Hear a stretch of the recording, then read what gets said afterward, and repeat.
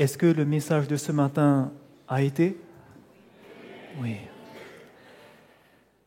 Remercions le Seigneur de vous avoir éclairé et de m'avoir dirigé.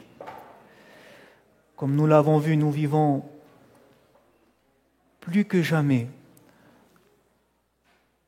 dans une époque solennelle, parce que tout ce qui a été écrit se réalise à notre époque. Et nous pouvons dire merci à Dieu de nous montrer cela. Nous avons ce privilège. Et nous allons voir que dans ce contexte où les prophéties, les dernières prophéties se réalisent, qu'est-ce que Dieu va faire? Quel est notre rôle aujourd'hui? Le titre de ce deuxième message est un mouvement prophétique. Je vais vous demander, si vous le pouvez, de vous mettre à genoux, et ceux qui ne le peuvent pas, d'incliner le front simplement. Nous allons demander l'aide de Dieu.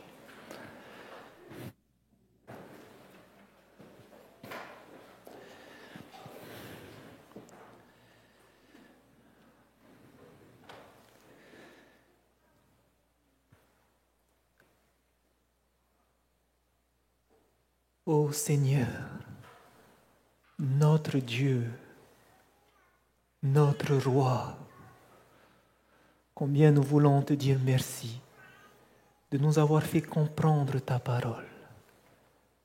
Comme tu le sais, nous sommes encore dans la chair et le corps peut commencer à fatiguer. L'esprit peut commencer à manquer d'attention.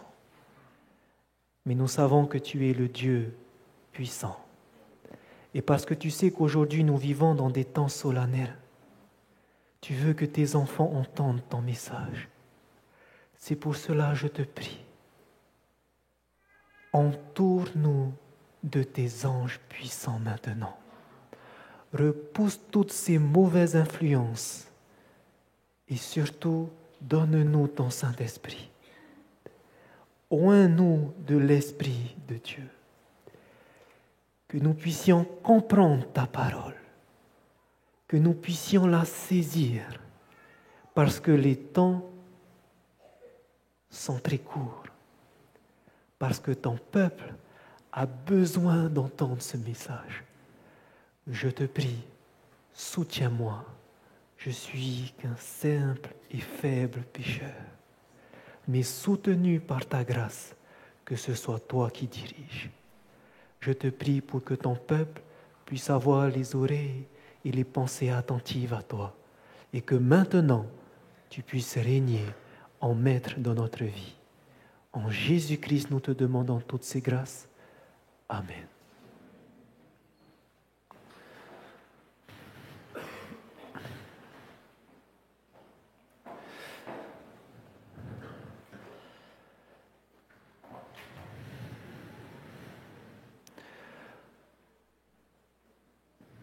Nous venons de voir, Dieu nous a révélé les derniers événements de cette terre. Cette terre touche à sa fin. Et par ses prophéties, par ses prophètes, Dieu nous éclaire. Il ne fait jamais rien sans avoir annoncé ces choses à ses prophètes. Et aujourd'hui, vous allez voir comment est-ce que Dieu va faire. Dans ce contexte où les choses touchent à sa fin, que va faire Dieu? Comment est-ce que Dieu va annoncer au monde ce qui va se passer? Vous allez voir que Jésus lui-même, le chef de l'Église, va nous dire comment cela va se faire. Prenons notre Bible dans Matthieu chapitre 24. Matthieu chapitre 24 nous décrit les événements de la fin des temps, les événements qui vont se passer avant le retour de Jésus. Et également, il mêlera des signes qui vont se passer pour la destruction de Jérusalem, mais le passage que nous allons lire concernera principalement ce qui se passera avant la fin du monde, au retour de Jésus-Christ. Dans Matthieu chapitre 24, nous lisons le verset 14. Cette bonne nouvelle du royaume sera prêchée dans le monde entier pour servir de témoignage à toutes les nations. Alors viendra la fin. Que doit-il se passer avant la fin? Jésus nous dit que la bonne nouvelle du royaume sera prêchée à qui? Au monde entier, à toute nation. Le message qui doit être proclamé à toute nation, nous le trouvons dans le dernier livre, la révélation de Jésus-Christ lui-même, dans Apocalypse, chapitre 14. Voyons voir quel est ce message qui va être proclamé au monde entier avant la fin. Apocalypse, chapitre 14. Vous connaissez ce message. Ce message, c'est ce qu'on appelle le message des 3 anges. Amen. Est-ce que c'est ce message, le dernier message au monde entier que Jésus parlait dans Matthieu 24, 14? Lisons le verset 6. Apocalypse chapitre 14, verset 6, il est écrit « Je vis un autre ange qui volait par le milieu du ciel, ayant l'évangile éternel, pour l'annoncer aux habitants de la terre, à toute nation, à toute tribu, à toute langue et à tout peuple. » Est-ce que c'est ce message qui ira au monde entier? Amen. C'est le message du premier ange que nous lirons ensuite. Avant de lire ce message, regardons comment est-ce que le message des 3 anges va se conclure. Le message des 3 anges se termine au verset 12.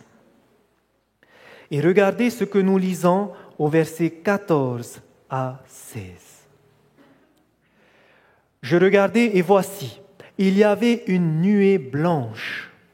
Et sur la nuée était assis quelqu'un qui ressemblait au Fils de l'homme, ayant sur sa tête une couronne d'or et dans sa main une faucille tranchante.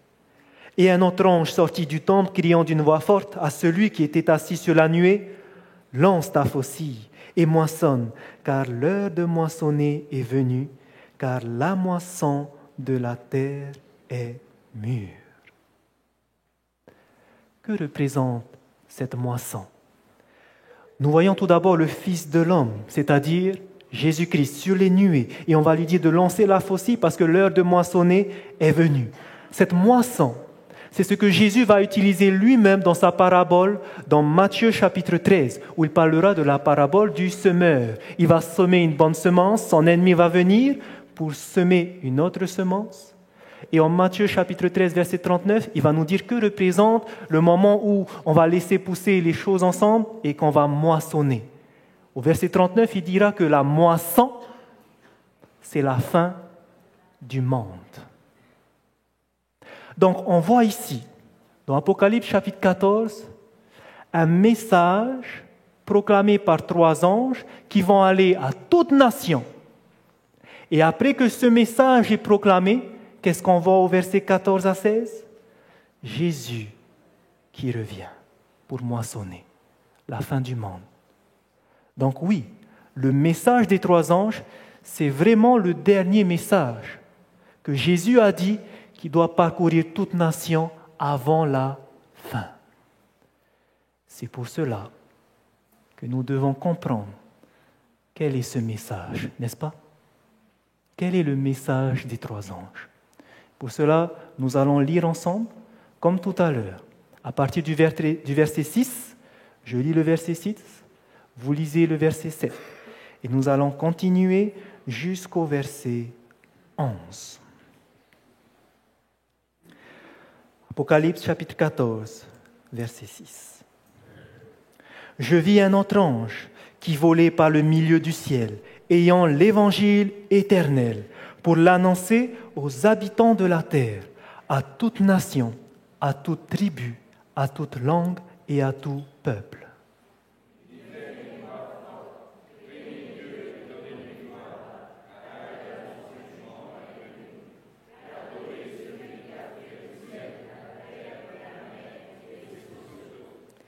Et un second ange, suivit en disant, elle est tombée, Babylone la grande, qui a abreuvé toutes les nations du vin de la fureur de son impudicité. »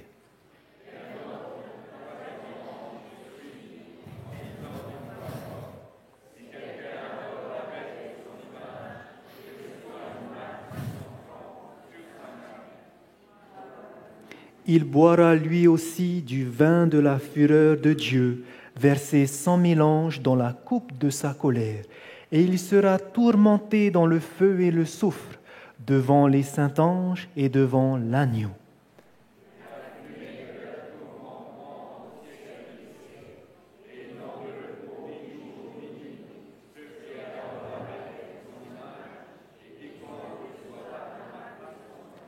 C'est ici la persévérance des saints qui gardent les commandements de Dieu et la foi de Jésus. Le message des 3 anges, nous n'allons pas l'étudier en détail. Pour ceux qui veulent en savoir plus, je vous réfère à la conférence que notre pasteur Jean-Noël nous a donnée avec Toupa. Nous n'avons que très peu de temps, nous allons simplement le résumer. Le message du premier ange qui demande au monde entier de craindre Dieu et de lui donner gloire parce que l'heure du jugement est venue, nous parle de revenir à l'adoration du Créateur, celui qui a créé les cieux, la terre, la mer et les sources d'eau. Cette adoration qui nous est donnée dans son 4e commandement, le jour du sabbat. Également, il nous dit que nous devons le craindre, nous devons lui donner gloire. Pourquoi ? Car l'heure de son jugement est venue. Le jugement de Dieu est venu. Le message du premier ange, adorer le Créateur, l'heure de son jugement est venue. Le deuxième ange nous dit que Babylone est tombée. Nous n'allons pas aller dans le détail. Cet après-midi, nous en parlerons sur Babylone. Troisième ange nous parle de la marque de la bête, qu'il ne faut pas recevoir parce que sinon nous recevrons la coupe de la colère de Dieu versée sans mélange, qui représente dans Apocalypse chapitre 15 les 7 fléaux. Ce message doit être proclamé avant la fin du monde. La question que nous allons étudier ce matin, c'est qui va proclamer ce message? Qui doit proclamer le message des 3 anges? Et vous allez voir qu'il y a un seul mouvement qui pourra annoncer ce message parce qu'on va décrire ceux qui vont proclamer le message. Il y a un seul mouvement qui correspond à la description de ceux qui vont proclamer ce message. Et la description de ces personnes qui vont proclamer le message se trouve dans Apocalypse, chapitre 10. Apocalypse, chapitre 10, va nous montrer l'expérience que le disciple Jean va vivre.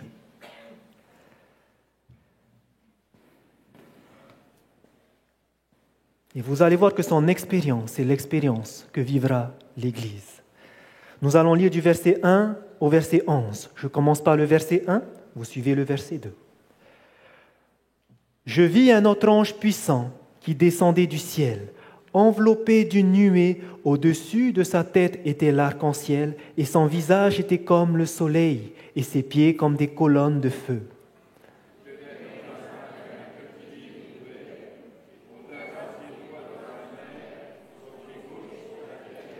Et il cria d'une voix forte, comme rugit un lion. Quand il cria, les 7 tonnerres firent entendre leur voix.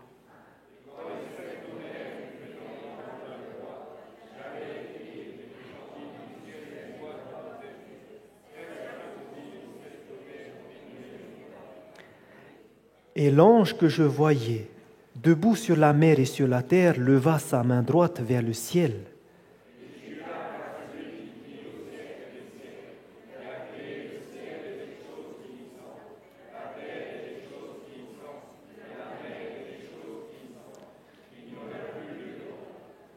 mais qu'au jour de la voix du septième ange, quand il sonnerait de la trompette, le mystère de Dieu s'accomplirait, comme il l'a annoncé à ses serviteurs les prophètes.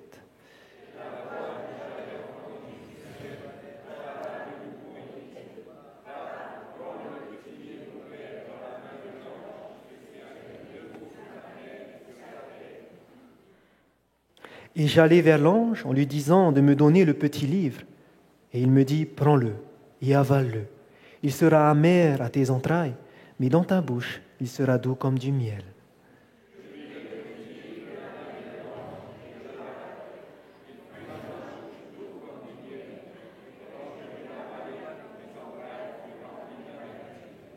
Puis on me dit, il faut que tu prophétises de nouveau sur beaucoup de peuples, de nations, de langues et de rois. La prophétie nous montre un ange puissant qui va se tenir un pied sur la terre et qui aura un livre ouvert. Ce petit livre ouvert, il va le donner à Jean. Il va lui dire de l'avaler. Et lorsqu'il va l'avaler, il va avoir une expérience douce. Ça sera doux comme du miel. Mais lorsque ça va descendre plus bas, ça va devenir amer. Suite à cette expérience, on va lui dire, il faut que tu prophétises encore. Nous allons voir que veut dire cette expérience que Jean a vécue. Apocalypse chapitre 10 est placé à un endroit clé. Pour comprendre ce que cette prophétie veut nous dire, il faut rapidement comprendre comment est fait le livre d'Apocalypse. Parce que vous allez voir que le contexte où ça a été écrit va nous indiquer de quoi on parle. Lorsque vous prenez le livre d'Apocalypse, le chapitre 1, 2 et 3 va vous parler de la prophétie des 7 églises. Les 7 églises qui sont les 7 périodes de l'Église depuis la première Église de Jésus-Christ jusqu'à la fin. Vous allez ensuite avoir Apocalypse chapitre 6, 7 et 8, la prophétie concernant les 7 sceaux. Pareil, où on va parler du peuple de Dieu qui sera persécuté, qui va passer par différents problèmes à partir de l'année de l'Église de Jésus-Christ jusqu'à la fin. Et lorsque vous arrivez dans Apocalypse chapitre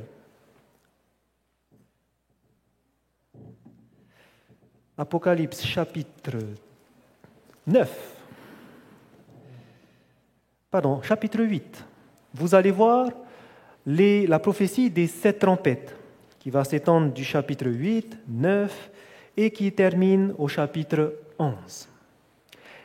Cette prophétie de l'Apocalypse chapitre 10, où on voit le petit livre ouvert, est donc placée entre la 6e trompette et la 7e trompette. C'est à ce moment-là qu'on va parler du petit livre ouvert. Cela va nous aider à repérer dans quelle période on se trouve. On va parler dans la prophétie des 7 trompettes, mais sachez que entre la période 1840 et 1844, c'est ici que va se passer l'histoire du petit livre ouvert. Ce petit livre ouvert, qu'est-ce qu'il représente? On nous parle d'un livre ouvert. S'il était ouvert, ça veut dire qu'au début, il était comment?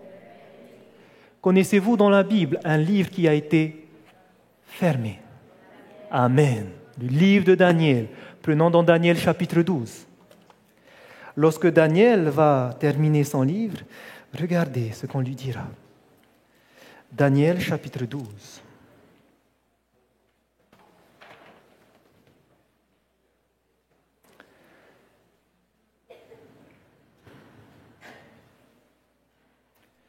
Daniel chapitre 12, nous lisons le verset 4.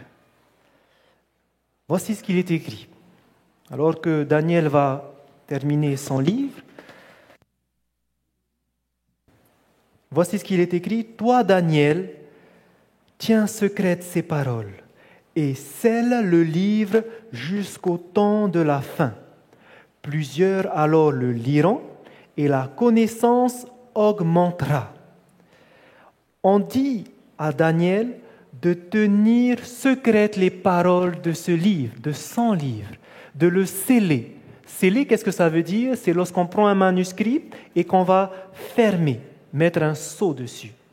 On dit de fermer le livre à Daniel. Jusqu'à quand il sera fermé? Jusqu'au temps de la fin. Et qu'est-ce qui va se passer au temps de la fin? Le livre va être ouvert et alors la connaissance va augmenter. Cela veut dire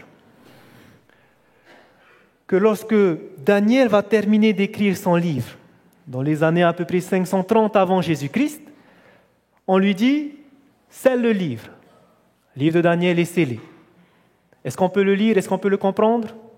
On peut le lire, mais on ne va pas comprendre. C'est scellé. Mais qu'est-ce qui doit se passer? Arrivé au temps de la fin. Est-ce que nous sommes arrivés au temps de la fin? Sans aucun doute. Arrivé au temps de la fin, le livre de Daniel sera ouvert. Plusieurs vont le lire et la connaissance va augmenter. Savez-vous que le livre de Daniel a commencé à être étudié au temps de la réforme protestante? Nous avons vu que Martin Luther, Calvin, Jean Hus, John Knox ont étudié la prophétie de Daniel chapitre 7. Ils l'ont compris, pas totalement, mais ils l'ont compris que cette petite corne s'agissait bien de la papauté. Ceux qui ont suivi, les disciples, ont continué à étudier les prophéties. Et c'est pour ça que lorsque vous arrivez dans les années 1700, les étudiants de la prophétie savaient que quelque chose allait se passer. Parce qu'il était dit que la petite corne devait régner pendant un temps, des temps et la moitié d'un temps, 1260 jours, qui prenaient fin quand? En 1798. On savait qu'un événement allait se passer. Et qu'est-ce qui s'est passé en 1798? Le pape se fait emprisonner. Il n'y avait pas que cet événement qu'on attendait. Il y avait plusieurs événements qui ont fait que les gens allaient commencer à étudier les prophéties, allaient ouvrir le livre de Daniel. Il y avait ce fameux tremblement de terre de Lisbonne en 1755. Ce jour obscur qu'on ne comprenait pas pourquoi, en pleine journée, tout d'un coup, il fait noir, on ne voyait plus rien. Le 19 mai 1780, et le soir même, il y avait cette lune rouge, phénomène inexpliqué. Et il y avait aussi, quelques années plus tard, la chute de météorites du 13 novembre 1833. Ce sont des événements qui se sont déroulés au cours du 6e sceau. Les gens qui étudiaient la prophétie voyaient que Daniel s'est accompli. La petite corne s'est fait emprisonner. Mais avec ces autres signes du 6e sceau, ils se sont dit, on arrive maintenant au 7e sceau. Non seulement ça, il y aura également cet événement où on a prédit que à la 6e trompette, l'Empire ottoman, qui était l'empire musulman de l'époque, va déclindre le 11 août 1840. Et le 11 août 1840, cela s'est produit et on a vu que la 6e trompette s'est accomplie. On n'attend plus maintenant que la 7e trompette, la dernière trompette. Les personnes qui étudiaient les prophéties voyaient que les dernières prophéties, 7 sceaux, 7 églises, on arrive à la fin. Ils ont vu que la prophétie de Daniel, 1798, la fin des un temps des temps et la moitié des temps, arrivait à la fin. Mais il y avait une prophétie, la plus longue en durée, qui ne s'était pas encore réalisée. Et cette prophétie était celle que l'on trouve dans Daniel chapitre 8, verset 14, où il est écrit « 2300 soirs et matins, et le sanctuaire sera purifié. » Les étudiants de la prophétie ont vu que tout ça s'est passé. Les signes dans le ciel, ils se sont rappelés ce que Jésus a dit dans Luc 21. Lorsque vous voyez tous ces signes dans le ciel, sachez que je reviens bientôt. Ils ont vu que la chute de l'Empire ottoman est arrivée, il va se passer quelque chose. Il va arriver le 7e sceau, la 7e trompette, Jésus doit revenir. Mais il reste cette dernière prophétie qui ne s'est pas encore accomplie, de 1844. 2300 soirs et matins, la fin de cette prophétie devait arriver en 1844. Et tous ces événements ont fait qu'on avait cette envie, ce zèle de partager qu'en 1844, quelque chose va se passer. Celui qui a initié ce mouvement s'appelle William Miller. Il pensait qu'en 1844, il allait y avoir le retour de Jésus. La première date qu'il avait prédite se passait en été 1844, ce n'était pas encore en automne. Et donc, il pensait que Jésus allait revenir. Mais ce mouvement-là ne s'est pas seulement passé là où William Miller était, c'est-à-dire aux États-Unis. Cela s'est passé aussi dans le monde entier. Par exemple, vous avez Joseph Wolf, qui était un juif allemand, qui lui va aller en Afrique, en Égypte, en Asie, en Palestine, en Syrie, en Inde, en Turquie, pour annoncer qu'un événement va se passer. Donc vous voyez, ce n'est pas seulement aux États-Unis, c'est un mouvement qui s'est fait dans le monde. Il y avait aussi ce fameux jésuite espagnol, Lacunza, qui lui va prêcher en Amérique du Sud, que quelque chose va se passer en 1844. Il y avait Bengel en Allemagne, il y avait Gossen en France. Et donc, dans le monde entier, les gens savaient que quelque chose allait se passer en 1844, que Jésus allait revenir. Le sanctuaire qui doit être purifié à la fin des 2300 soirées matins devait être la terre. Parce que tout s'est réalisé. Il ne reste que celle-là. Et 1844 est passé. Premièrement, qu'est-ce qui s'est passé d'après vous lorsqu'ils ont vu tous ces événements? Est-ce qu'ils étaient contents ou est-ce qu'ils étaient tristes? Ils étaient contents. Ils étaient heureux de voir toutes ces choses arriver. Et parfois, je me demande, mais pourquoi nous, on n'est pas contents quand on voit tous les signes qui sont là? Mais sachez qu'à leur époque, ils étaient heureux, ils étaient contents.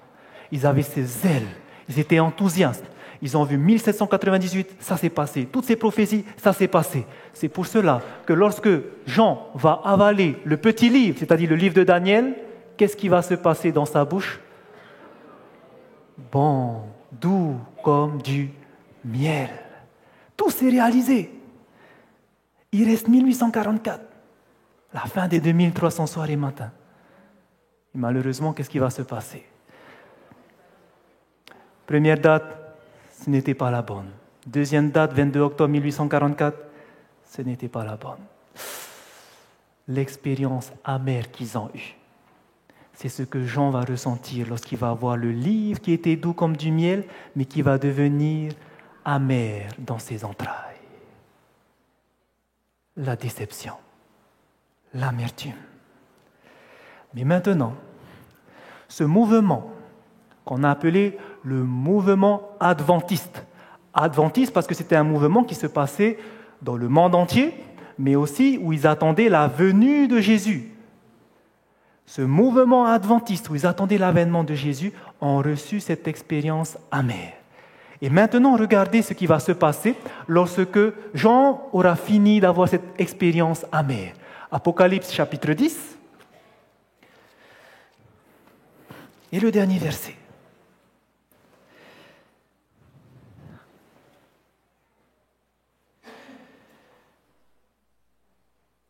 Apocalypse chapitre 10, nous lisons le verset 11, après cette expérience amère.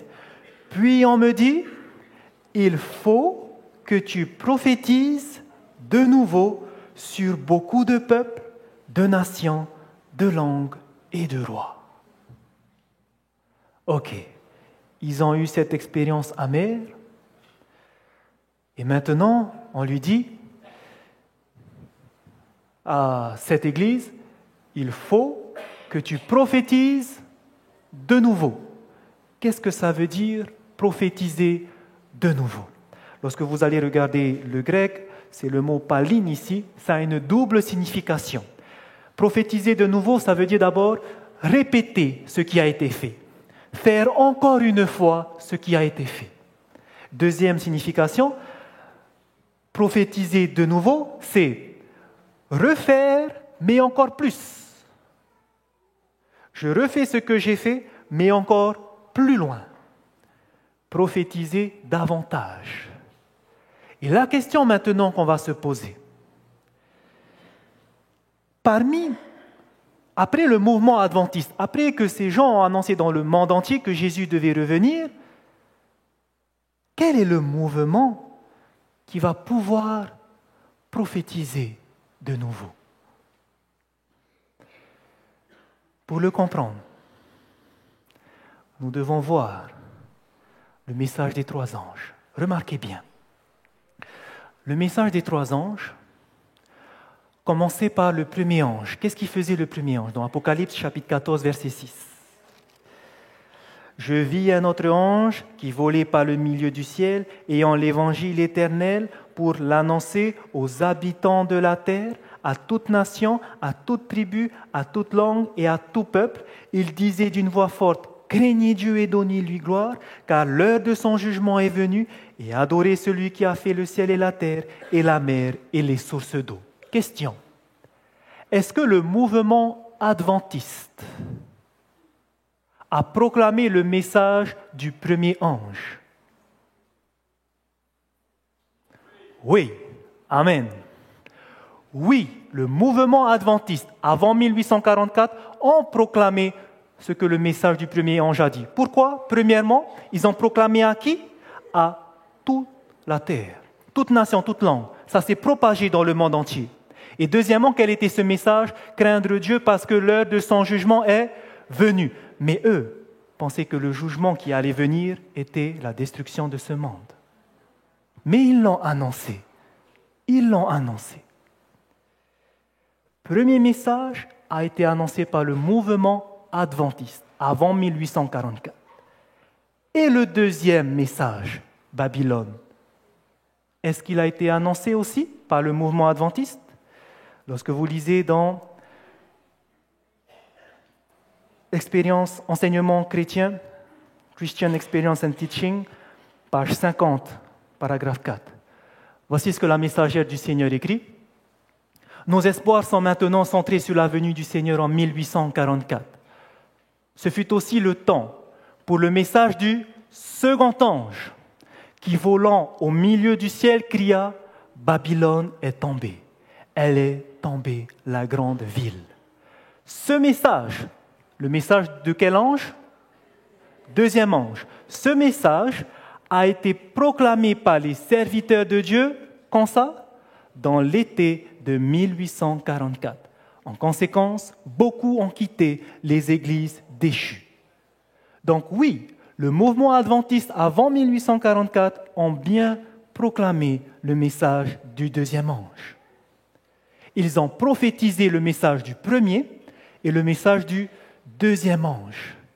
Et ils l'ont fait avec une expérience de douceur, de miel. Est-ce qu'ils pourront maintenant prophétiser le message du troisième ange? Oui ou non? Que dit le message du troisième ange? Il dit de ne pas recevoir la marque de la bête. Nous avons vu que représente la marque de la bête. L'adoration du dimanche. Question. Est-ce qu'à leur époque, ils connaissaient le sabbat? Pas encore. Ils ne prêchaient pas le sabbat à leur époque avec une petite dénomination qui était l'église baptiste du 7e jour, qui était toute petite et qui n'a pas proclamé ce message-là. Ils ne connaissaient pas le sabbat. Lorsqu'ils allaient proclamer que Jésus allait revenir, ils ne parlaient pas du sabbat. Donc, est-ce qu'ils ont pu dire que la marque de la bête ne la recevait pas? Non. En d'autres termes, le mouvement adventiste avant 1844, quel message ils ont prêché? Premier message et le deuxième message. À la fin de leur proclamation, quelle expérience ils ont eue? Amertume. Amertume. Mais Apocalypse chapitre 10, verset 11 nous dit, il faut que tu prophétises encore. Ça veut dire quoi, prophétiser encore? On a dit, il faut qu'ils répètent. Ça veut dire quoi, répéter encore ce qu'ils ont fait? Rappeler le message du premier ange et du deuxième ange. Pourquoi il faut répéter? Parce que le premier ange, il n'avait mal compris. Il ne connaissait pas qu'on parlait de l'adoration du Créateur le jour du sabbat. Il croyait que le jugement, c'était la terre qui allait être purifiée, alors que non, c'était le sanctuaire céleste qui allait être purifié. Donc il devait refaire encore, prophétiser de nouveau. Premier message, deuxième message.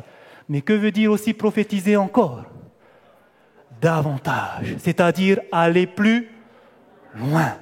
Aller plus loin parce qu'il y avait ce troisième message qu'ils n'avaient pas reçu parce qu'ils avaient pas la connaissance du sabbat. Et la question que nous allons nous poser, qui, après 1844, après l'expérience amère, peut partager ce message? Qui? L'histoire nous dit que lorsque le 22 octobre 1844 était passé, lorsqu'on pensait que Jésus allait arriver sur les nuits le 22 octobre 1844 et qu'il n'était pas venu, cette grande déception a réduit le nombre des adventistes à un très petit nombre. Beaucoup étaient déçus. Mais Jésus n'a pas laissé son peuple. Parce que le lendemain, le 23 octobre, il y avait cet homme du nom de Hiram Edson, en traversant un champ de maïs, aura cette vision où il va voir Jésus entrer dans le lieu très saint du sanctuaire céleste. Cette vision-là va changer la mentalité. Le sanctuaire qui devait être purifié, ce n'était pas la terre, mais le service qui se passait dans l'Ancien Testament, où il y avait la purification du sanctuaire. C'était cette deuxième phase qui devait se faire aussi au ciel, parce que Jésus est entré au ciel dans le sanctuaire qui n'est pas fait par les mains d'un homme, mais fait par Dieu. Le sanctuaire qui devait être purifié, c'était au ciel. Et ça va plus loin, parce que ce petit groupe adventiste qui va se recomposer malgré l'amertume qu'ils ont eue, vont continuer à étudier. Et parmi eux, il y aura cet homme du nom de Joseph Bates, qui croyait que Jésus allait revenir en 1844, le 22 octobre. Et lui, par la providence de Dieu, va être abordé par Frederick Wheeler, un pasteur méthodiste. Ils vont discuter sur le sujet du sabbat. Frederick Wheeler, ce pasteur méthodiste, a eu connaissance du sabbat. Son église ne gardait pas, mais il a eu connaissance du sabbat au travers de Rachel Oakes, une baptiste du 7e jour. Et Joseph Bates a été convaincu que le sabbat a été changé, que le sabbat est le samedi, le 7e jour. Et alors, étant convaincu, il a partagé cela avec 2 autres frères et sœurs qui étaient aussi millérites, qui croyaient que Jésus allait revenir, du nom de James et Ellen Gold White. Ce sont ces personnes, comme vous le savez, qui vont fonder l'Église adventiste du 7e jour. Lorsque vous lisez, quand vous comprenez les prophéties, vous voyez que Dieu, pour cette Église, va leur donner l'esprit de prophétie, où Dieu va révéler au travers de son Esprit Saint des visions à ses messagers. Et cette femme a bien reçu des visions. Elle va écrire plus de 55 000 pages manuscrites, parce qu'elle a eu plus de 2000 visions qu'elle a écrites. Mais vous savez, lorsqu'elles ont reçu cet enseignement qui venait de Rachel Oakes au sujet du sabbat, ils ne gardaient pas le samedi, ils gardaient toujours le dimanche. Mais lorsqu'ils ont reçu cet enseignement, ils ont confirmé que ça vient de Dieu. Comment? Dieu a envoyé une vision à sa messagère le 3 avril 1847, où la servante du Seigneur va voir Jésus dans le lieu très saint. Et devant lui, il va voir l'arche de l'Alliance. Et en dessous, le propitiatoire, dans l'arche de l'Alliance, elle va voir les 2 tables, les 10 commandements. Et il va voir les commandements, et parmi eux, il y avait un qui brillait, qui était le 4e commandement. Et là, ils se sont mis à garder le sabbat. Ils ont compris que Jésus n'était pas venu sur terre parce qu'il y avait d'abord le sanctuaire céleste à purifier. Ils ont compris aussi que l'heure du jugement qui devait venir, d'abord, le monde devait être jugé par quoi? Par la loi de Dieu. Et ils se sont mis à garder le sabbat qui est le sceau de Dieu.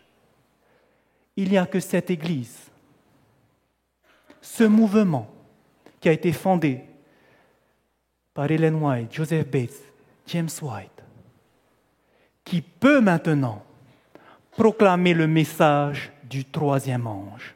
Pourquoi? Ils peuvent proclamer de ne pas recevoir la marque de la bête parce que, premièrement, Dieu leur a donné l'esprit de prophétie. Pour comprendre les prophéties, c'est quoi la marque de la bête? C'est quoi la bête qui sort de la mer? C'est quoi la bête qui sort de la terre? C'est quoi l'image de la bête? Dieu leur a révélé cela au travers d'Ellen White. Et alors, ils peuvent annoncer, ne recevez pas la marque de la bête.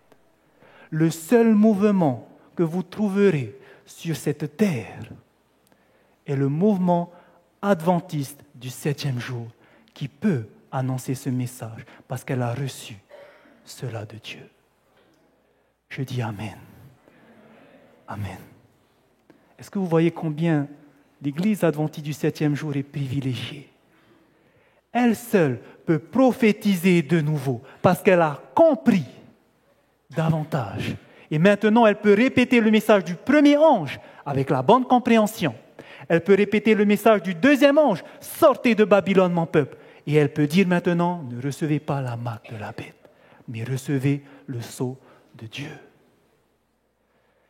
L'esprit de prophétie nous dit dans Témoignages pour l'Église, volume 9, dans un sens spécial, les adventistes du 7e jour ont été placés dans le monde comme des sentinelles et des porteurs de lumière. Il leur a été donné le dernier message d'avertissement pour un monde qui périt.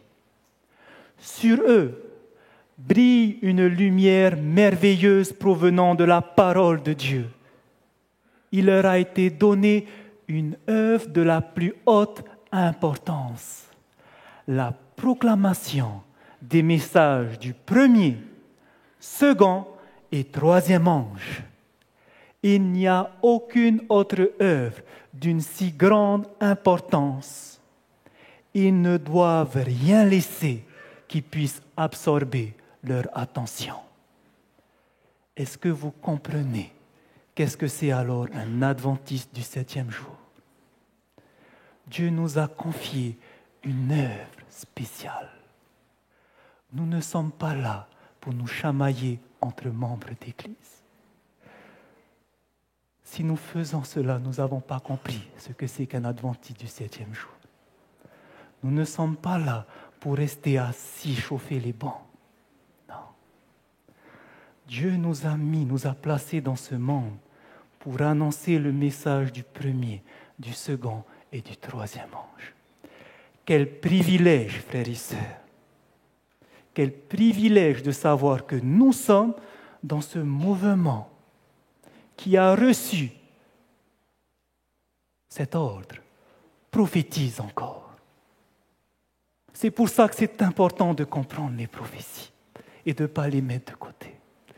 Parce que nous comprenons maintenant quelle est notre mission. C'est pour ça qu'il est temps de prendre maintenant le temps d'étudier sa Bible. C'est pour ça que maintenant il est temps de recadrer les choses, de faire la volonté de Dieu. C'est ce que nous apprenons de ce merveilleux livre. Et nous allons terminer par ce qui va se passer au temps de ce petit livre ouvert. Lorsque vous prenez dans Apocalypse chapitre 10 au verset 7, regardez ce que la Bible nous dit.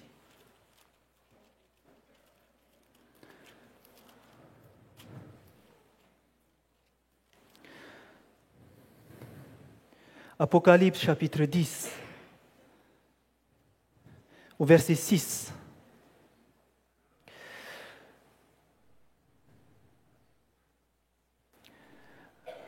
Regardez ce que l'ange va dire. L'ange puissant qui avait le petit livre ouvert. Il va dire, il jura par celui qui vit au siècle des siècles, qui a créé le ciel et les choses qui y sont, la terre et les choses qui y sont, et la mer et les choses qui y sont, qu'il n'y aurait plus de temps. Qu'est-ce que ça veut dire qu'il n'y aura plus de temps? C'est qu'il n'y aura plus de prophétie avec un temps déterminé. Pourquoi? Parce que la prophétie la plus longue, celle des 2300 soirs et matins, celle des 1335 jours et 1490 jours, a pris fin en 1844, le 22 octobre. Et à partir de ce temps-là, il n'y aura plus d'autre temps donné à l'Église. Mais qu'est-ce qui va se passer à cette époque? Qu'est-ce qui va se passer pour ce mouvement? Regardez bien, Apocalypse chapitre 10, nous lisons maintenant le verset 7. Mais qu'au jour de la voix du 7e ange, quand il sonnerait de la trompette, le mystère de Dieu s'accomplirait comme il l'a annoncé à ses serviteurs. Qu'est-ce qui se passe au jour de la 7e trompette? Quand il va sonner, le mystère de Dieu doit s'accomplir. Regardez ce qui se passe au temps de la 7e trompette au verset 18, Apocalypse chapitre 11.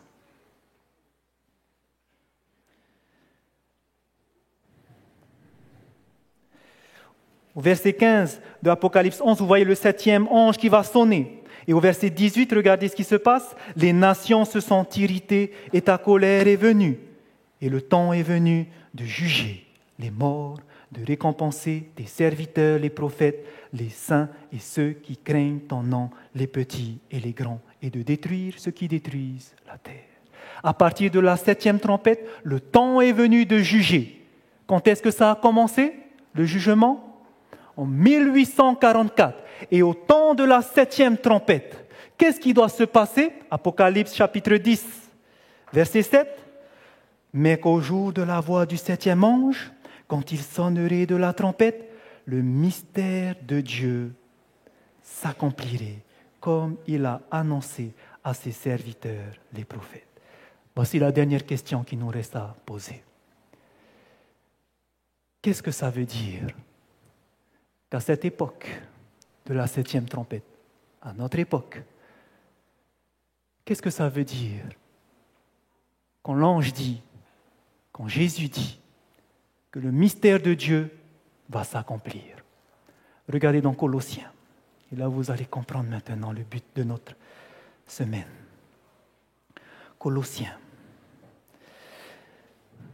Il n'y a plus de temps maintenant, mais quelque chose doit s'accomplir à notre époque et nous le voyons dans Colossiens chapitre 1.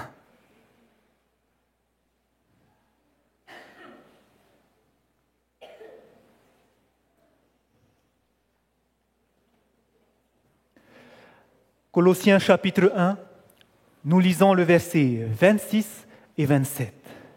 Qu'est-ce que c'est que ce mystère de Dieu qui doit s'accomplir?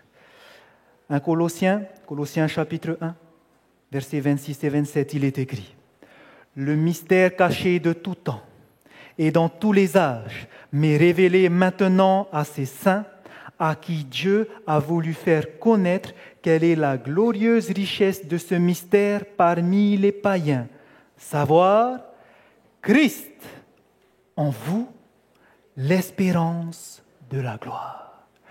Quel est ce mystère qui doit s'accomplir à notre époque?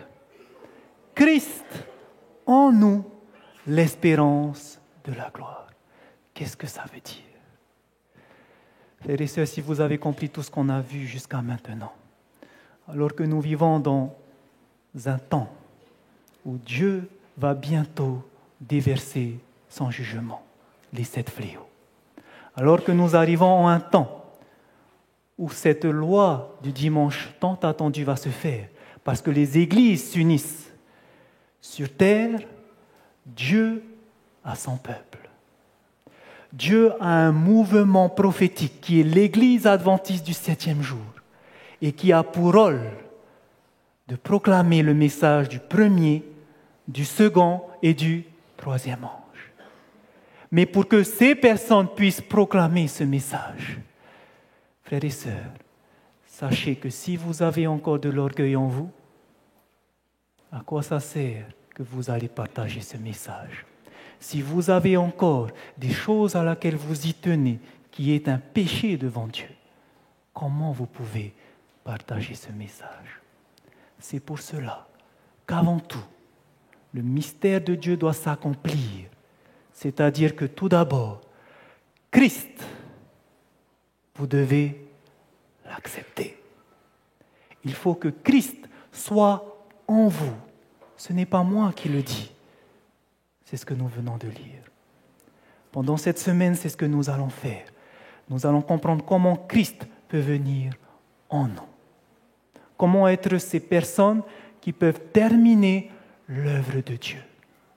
Est-ce que c'est votre souhait ce matin de participer à ce mouvement béni par Dieu qui va terminer cette œuvre? Est-ce que c'est ce que vous voulez ce matin? Si c'est votre souhait, je prie le Seigneur que vous puissiez revenir cet après-midi parce que vous allez comprendre que c'est le temps maintenant. Que le Seigneur vous bénisse, frères et sœurs, et à cet après-midi. Amen.